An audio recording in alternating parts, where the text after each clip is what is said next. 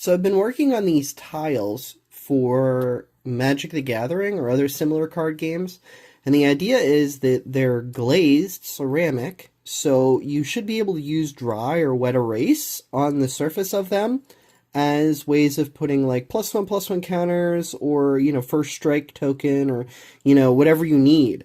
So I think what we're going to have to do is test them out. So I've got both wet and dry erase.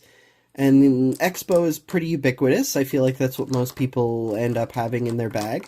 So let's do a quick test and see if they work.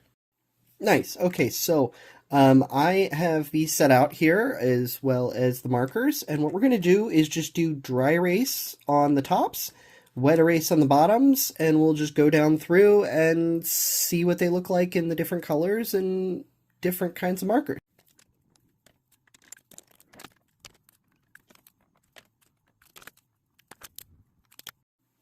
Okay, so it looks like the black, at least, the wet erase looked really good on there.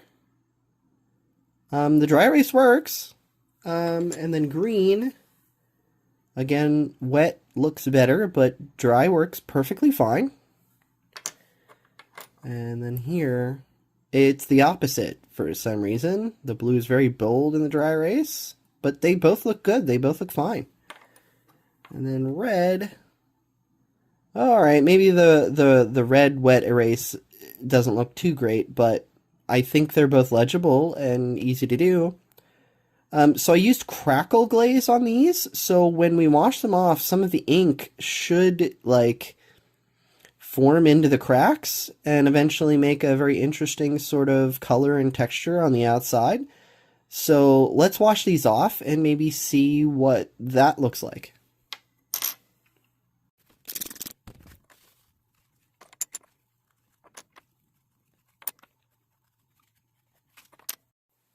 Alright, so definitely makes that crackle texture show.